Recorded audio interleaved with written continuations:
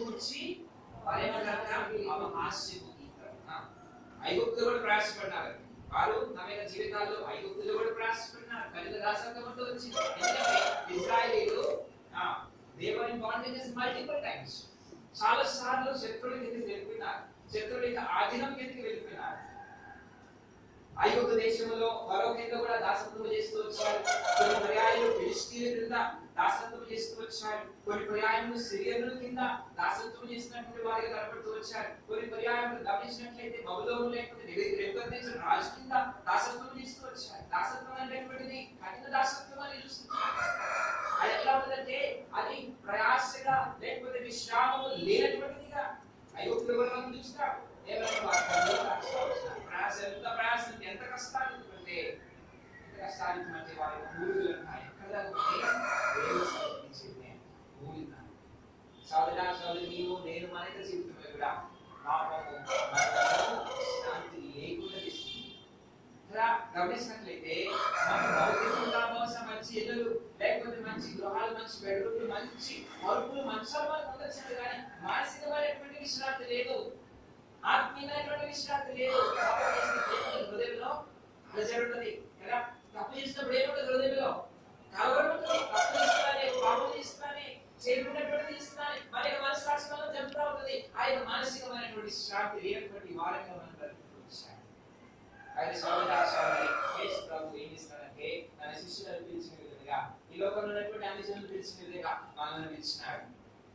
మనల్ని జీవిస్తాడు, మనకి విశ్రాంతి మాట చెప్తున్నా. మీకు విశ్రాంతి మనం ముందుకు వెళ్దాం. గమనించినట్టు కీర్తనలు 24 అధ్యాయము, కీర్తనలు 24 అధ్యాయం చదవండి. 3వ వచనం చదవండి. సైన్యములకు అధిపతి యెహోవా నా రాజా నా దేవా నీ బలిపీఠం వద్దనే ప్రేక్షకులకు నివాసము దొరికెను. ఎక్కడట మా విశ్రాంతి దొరికింది ప్రేక్షకులకు?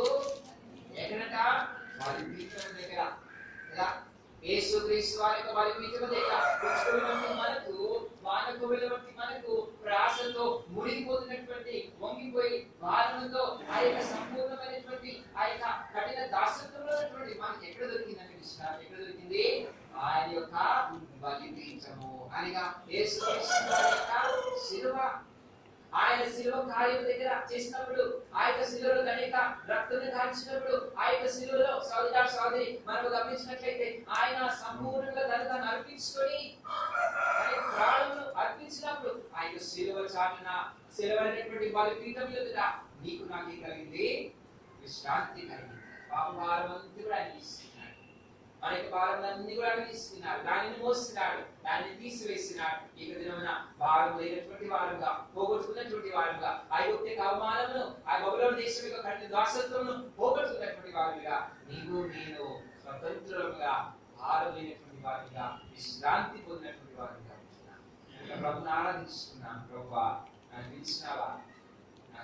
నా కొరకై ఆ యొక్క బలిపీఠంలో లేకపోతే ఆ యొక్క శిలువలో నీకు ప్రాణం అర్పించినావా? నాకు విశ్రాంతి ఇచ్చినావా? నీకు వందనాలు ఇస్తున్నాను. ఆ యొక్క మానసికమైనటువంటి ఆత్మీయమైనటువంటి అలజడిని కలవరమును తొలగించినావా ప్రభువా? దాని కొరకై చేసినటువంటి గొప్ప బలియాగాన్ని పట్టిస్తున్నాను. దాని కొరకై నా యొక్క భారం అంతా ఆ యొక్క శిలువలో మోసింది దాన్ని పట్టిస్తున్నాను. అని ప్రభువుని మనము మొట్టమొదటిగా ఆరాధించుకోవాల్సిన వారికి కావచ్చు. రెండోది వచ్చినటువంటి కీర్తనలు క్లుప్తంగా 5 విషయాలు చెప్పి ముగిస్తాను. కీర్తనలు 23 అధ్యాయం మనకు తెలిసిన విషయాలే. కీర్తనలు 23 అధ్యాయము చదువుతున్నామా?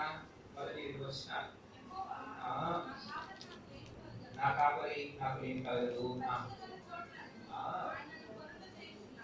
పచ్చిగా టైం చేస్తున్నాడు. చాలా గమనించినట్లయితే ఆయన మనలను ఎక్కడ కరుణ చేస్తున్నాడు?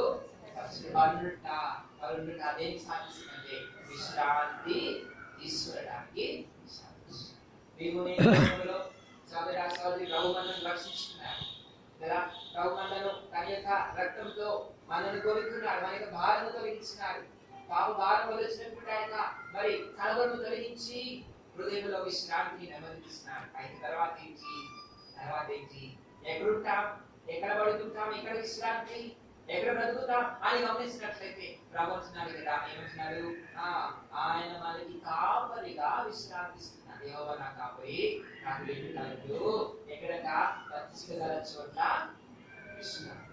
ఎండినటువంటి భూమి కదా, చదువుకుంటూ వచ్చాం. అది కాలం 3వ అధ్యాయంలో చూస్తూ వచ్చాం. నేల అంటే ఎట్లా ఉంది? శపించబడినటువంటి నేల కదా అది. ముందు తప్పులు మరి మొలిచినటువంటి నేల కదా అది. ప్రయాసతో చెమటోడ్చి మరి ఈ బ్రతుకుతున్నట్టు దాని వల్ల బ్రతుకుతున్నటువంటి ఆదాము యొక్క సంతానమును ప్రభు రక్షించుకొని, నిన్ను రక్షించుకొని ఎక్కడికి వచ్చినాడు? పచ్చిక కలిగినటువంటి ప్రభుని ఆలోచించుకున్నా మీద ప్రభా యొక్క దినమున పచ్చికలోని తీసుకొచ్చినావా? పచ్చిక అనేటువంటిది జీవమునకు సాదృశ్యము కదా. ఆ యొక్క పచ్చిక, ఆ యొక్క రంగు దేనికి సాదృశ్యమంటే జీవంలోనికి, జీవము కలిగినటువంటి బ్రతుకులోనికి ప్రభు మనల్ని తీసుకొచ్చినాడు. పచ్చిక అనేటువంటి ఆహారములకు సాదృశ్యము. సోదరా సోదరి, ఈ లోకంలో ఏది మనల్ని సంతృప్తి పరచలేకపోయినప్పుడు కూడా ప్రభు నందు సంతృప్తి, ఏది కూడా మనల్ని ఆదరించకపోయినప్పుడు కూడా ప్రభు నందు ఆదరణ, ఏది కూడా మనకు సరిపడకపోయినప్పుడు కూడా యేసు నాకు చాలయ్యా, ఆయన నాకు చాలు. Is sufficient God. ఆయన దగ్గర ఏది కూడా కొనలేదు. ఈ లోకంలో గమనించినట్లయితే రకరకాలైనటువంటి విషయాలకు రకరకాలైనటువంటి దేవుడు ఉన్నారు కదా. కొంతమందికి సంతానం కావాలంటే, కొంతమందికి ధనం కావాలంటే, కొంతమందికి ఇల్లు కావాలంటే, రకరకాలైనటువంటి మరి మార్గాలు వచ్చాలి, రకరకాలైనటువంటి స్థలానికి మనం వెళ్ళాలి. అయితే మన ప్రభు యేసుక్రీస్తు వారి దగ్గర ఏముందంటే సంపూర్ణత, అన్ని రకాలైనటువంటి అవసరాలను ప్రభు తీర్చగలిగినటువంటి వారు. సోదరా సోదరి, ఈ నా జీవితంలో మనము ఆ యొక్క పచ్చికను అనుభవిస్తున్నామా కదా? ఆ యొక్క పచ్చికను అనుభవిస్తా ఉంటున్నామా?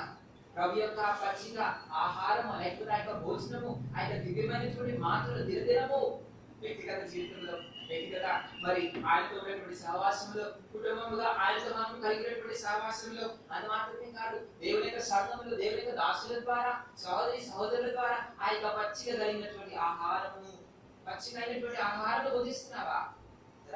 నీకు ఆ యొక్క ఆహారం దగ్గర విశ్రాంతి లేదా? ప్రభు మాటలు విన్నప్పుడు నీకు విశ్రాంతి కలుగుతావు కదా, నెమ్మది కలుగుతావు కదా. నీకు ప్రభు ఆ యొక్క స్థలంలో పరుండ పెడతా ఉన్నాడా? విశ్రాంతి అనేటువంటి చాలా ప్రాముఖ్యం. గొర్రెలు అది ఎదగాలంటే, మరి మన బరువు పొందాలంటే పచ్చిక అనేటటువంటిది, లేకపోతే ఆ యొక్క పచ్చిక విశ్రాంతి తీసుకునేటటువంటిది చాలా ప్రాముఖ్యం, చాలా ప్రాముఖ్యం. ప్రభు మనను ఆ యొక్క ముడ్డ తప్పులు కొలిచినటువంటి దేశం నుంచి, స్థలం నుంచి, భూమి నుంచి విడిపించి, మరణకరమైనటువంటి భూమి నుంచి విడిపించి, జీవం కలిగినటువంటి ప్రభు యొక్క ఆహారం ఎదులకు, లేకపోతే జీవం కలిగినటువంటి ప్రభు యొక్క మాటలు ఎదులకు మనం తీసుకొచ్చినాడు. ఇక దినమైన ఆ యొక్క అనుభవం అనుకున్నట్లయితే ప్రభు మనం ఆరాధించుకున్నాం. ప్రభువా, పచ్చిక కలిగినటువంటి చోట్ల నన్ను కరుణ పెట్టుకుంటున్నావా? నీ యొక్క మందిరంలో పచ్చికయ్యా, నీ యొక్క శరీరంలో నాకు పచ్చిక ఉన్నది. నిత్యము దినదినం ఆ యొక్క పచ్చిక కలిగినటువంటి ఆహారం నాకు ఇస్తున్నావు. నీకు వందనాలు ఇస్తున్నాను, నాకు విశ్రాంతి ఇస్తున్నావు. వందనాలు ఇస్తున్నాను. ప్రభుని మనము రెండోది ఆరాధించుకుంటున్నాం. మూడో దగ్గర చూద్దామండి, మూడో దగ్గర చూద్దాం. చదువుతున్నామా? కీర్తనలు 91. కీర్తనలు 91 చదువుతున్నాం. మొదటి వచనం నుంచి మహోన్నతుడి చాటున నివసించువాడే ఎక్కడ విశ్రాంతి? సోదరా సోదరి, ఎక్కడ విశ్రాంతి? మహోన్నతుని చాటున నివసించువాడే సర్వశక్తుని నీడలో విశ్రమించువాడు. ఈ నా జీవితంలో ఈ యొక్క క్రైస్తవ జీవితం అనేటటువంటిది అది ఏంటంటే ప్రయాణం అని మనకి తెలుసు కదా. ప్రయాణం ప్రారంభమైంది. ఇంకా ప్రయాణం ఐగుప్తు నుంచి బయలుదేరిన, బబులోను దేశం నుంచి బయలుదేరిన, బెత్లెహేముకు చేరాలి, కనాను దేశంలోకి చేరాలి, పరలోక పట్టణంలోకి చేరాలి. ఇది ప్రయాణం. ఈ ప్రయాణంలో గమనించినట్లయితే రకరకాలైనటువంటి పరిస్థితులను ఎదుర్కొంటూ వచ్చారు ఇశ్రాయేలీయులు. ఆ యొక్క బబులోను నుంచి ప్రయాణం మొదలైనా సరే, లేకపోతే ఐగుప్తు దేశం నుంచి ప్రయాణం మొదలైనా సరే, గమనించినట్లయితే ఎన్నో రకాలైనటువంటి పరిస్థితులను ఎదుర్కొంటూ వచ్చారు. దినమున ఆ యొక్క పగలు గమనించినట్లయితే భయంకరమైనటువంటి ఎండ, సామాన్యమైనటువంటి ఎండ కాదు. సాయంకాలము భయంకరమైనటువంటి చలి, సామాన్యమైనటువంటి చలి కాదు, చచ్చిపోతారు జనాలు. అటువంటి ప్రయాణంలో ఇక రాయబడినటువంటి మాట ఏంటంటే, ఏమి ఇచ్చినాడంట? దేవుడు తానే స్వయంగా వాడికి ఎట్లా ఉన్నాడు? నీడగా ఉంటాడు. వారికి నీడగా ఉంటూ వచ్చాడు. ఉదయకాల సమయంలో వారికి ఎట్లా ఉంటాడంటే మేఘ స్తంభంగా ఉంటే, రాత్రి సమయంలో ఎట్లా ఉన్నాడు? అగ్ని స్తంభంగా ఉంటూ వచ్చాడు. వారికి ప్రయాణం అంతా కూడా దేవునికి తెలుసు సోదరి వారి కోరలే కదా, వారి కోరుకున్నారు, ఆహారం కోరుకున్నారు కదండి. అవునా కదా? ఇజ్రాయేల్ యొక్క కోరికలు ఏంటి? మాకు మాంసం కావాలని, మాకు నీళ్లు కావాలని, మాకు ఆహారం కావాలని, మాకు ఒక దేవుడు కావాలని కదా, ఇవన్నీ కోరినారు. అడిగినారా? మాకు ఒక స్తంభం కావాలని, లేకపోతే మాకు ఒక మేఘం కావాలని అడిగినారా? దేవునికి ఏర్పాట్లు చూడండి, దేవునికి ఏర్పాట్లు. ఆయన వారికి ప్రాణం మొదలైన కాడ నుంచి చివరి వరకు కూడా ఎట్లా అవుతూ వచ్చాడంటే, వారికి మేఘ స్తంభముగా నీడన వారికి ఇచ్చాడంటే విశ్రాంతి ఇచ్చిన. సోదరి లోకంలో నీవు నేను బ్రతుకుతున్న కాలము మన యొక్క ప్రయాణం అంతట్లో కూడా ఆ యొక్క మహోన్నతుడైనటువంటి దేవుడు, సర్వశక్తిమంతుడు మనకి ఎట్లా ఉన్నాడంటే ఆ నీడగా ఉంటూ దాని యొక్క రెక్కల చాటున మనకి ఇస్తున్నాడు, విశ్రాంతి ఇస్తున్నాడు, నిత్యము విశ్రాంతి ఇస్తున్నాడు. పగలు కలిగేటటువంటి ఎండ దెబ్బకైనను, లేకపోతే రాత్రి కలిగేటటువంటి వెన్నెల దెబ్బకైనను గమనించినట్లయితే వాటి నుంచి తప్పించడానికి కొరకాయ మనకి విశ్రాంతి. అందుకని అంటున్నాడు కదా మోషేతో, దేవుడు అంటున్నాడు ఏమన్నా, నా సన్నిధి నీకు తోడుగా వచ్చును, ఏం చేస్తాను, మీకు విశ్రాంతిని కలుగజేస్తాను. నేను మా కాట 33 శాతం చూస్తాను. ఆయన తన యొక్క సన్నిధిని మనకు పాటిస్తున్నాడు. ఈ లోకంలో రకరకాలైనటువంటి పరిస్థితులు, రకరకాలైనటువంటి మరి అలజడులు, రకరకాలైనటువంటి కలవరము మన యొక్క జీవితంలో మనలను తరుగుతూ ఉంటున్నప్పుడు, ఒకవైపు చూస్తే భయంకరమైనటువంటి అరణ్యం వల్లను మరి తరుగుతా ఉంటుంది, ఒకవైపు చూస్తుంటే పొరవ వంటి వారు మనల్ని తరుగుతా ఉంటున్నారు కదండి. సోదరి గమనించినట్టు రకరకాలైనటువంటి పరిస్థితులు, రకరకాలైనటువంటి బాధ్యతలు, బరువులు మనలను తరుగుతూ మనకు విశ్రాంతి లేకుండా మనలను మరి చేస్తుంటున్నప్పుడు దేవుడు మన పక్షాన నిత్యము నిలిచి మనకు ఒక బండగా ఉంటూ, మనకు ఒక అండగా ఉంటూ మనకి కలిగిస్తాడంటే నీడనిస్తూ విశ్రాంతి ఇస్తున్నాడు. విశ్రాంతి అంటే ఏదో మంచి వరకు లేకపోతే మంచి ఏసీ బెడ్రూమ్ అని కాదు, కానీ హృదయంలో నెమ్మది ఇస్తున్నాడు.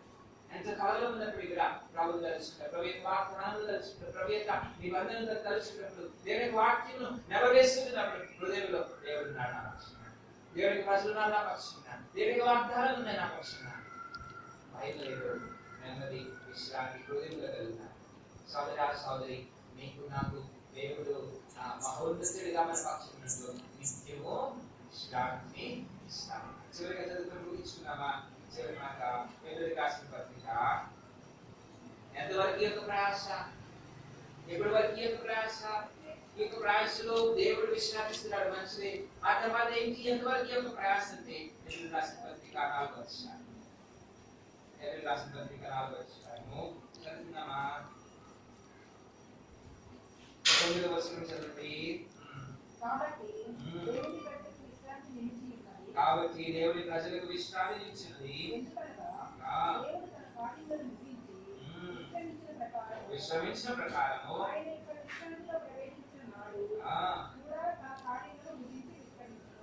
ఆయన యొక్క విశ్రాంతిలో ప్రవేశించిన వాడు కూడా తన కార్యములను ముగించి విశ్రమించును. ఈ దినమనాని యొక్క దేవుని యొక్క విశ్రాంతిని అనుభవిస్తున్నావా? అయితే ఒకనొక దినమన పరిపూర్ణమైనటువంటి విశ్రాంతి పర్వత స్థలంలో నీవు నేను కలిగి ఉండబోతున్నాను కదా.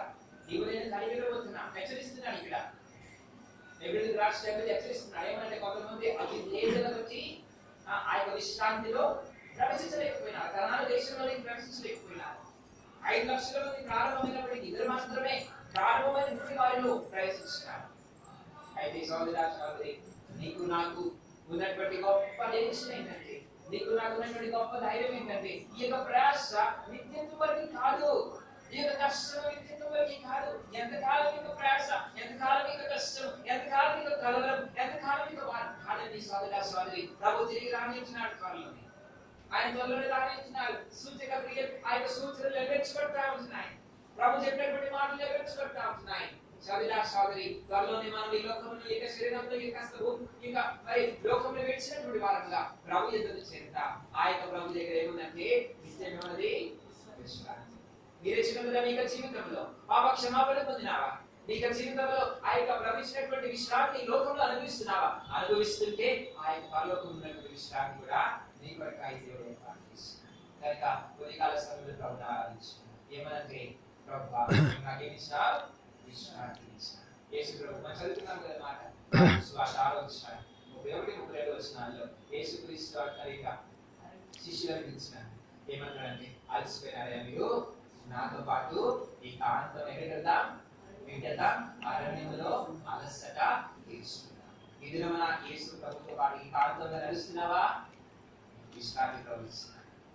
అలసట తీర్చబడినప్పుడు వాడికి వచ్చినావా? ప్రభుని ఆరాధించు. అనేక జీవితంలో పాప క్షమాపణ పొందినటువంటి వాడిగా, పాప భారమును పోగొట్టినటువంటి వాడిగా, తన దాసత్వాన్ని పోగొట్టినటువంటి వాడికి వచ్చినావా? విశ్రాంతి పొందినావా? ప్రభుని ఆరాధించు. మహోన్నతుడి యొక్క జీవితంలో మరి తన రెక్కల చాటున భద్రపరిచి నీకు విశ్రాంతి ఇస్తున్నాడా? ప్రభుని ఆరాధించు. ఆ యొక్క మరి పచ్చిగా వెళ్ళినటువంటి చోట్ల నిన్ను కరుడబెట్టి ప్రభు నీకు విశ్రాంతి ఇస్తున్నాడా? ప్రభుని ఆరాధించు. ఒకరోజు దినమున పరిపూర్ణమైనటువంటి విశ్రాంతి వరకు ఎదురు చూస్తున్నావా? సిద్ధపడుతున్నావా? ప్రభా నా కొరకు సిద్ధపరుస్తున్న విశ్రాంతి వరకు నీకు వందనాలు స్తోత్రాలని ప్రభుని మనం ఆరాధించుకున్నాం. దేవుడి వాక్య భాగాన్ని దీవించు.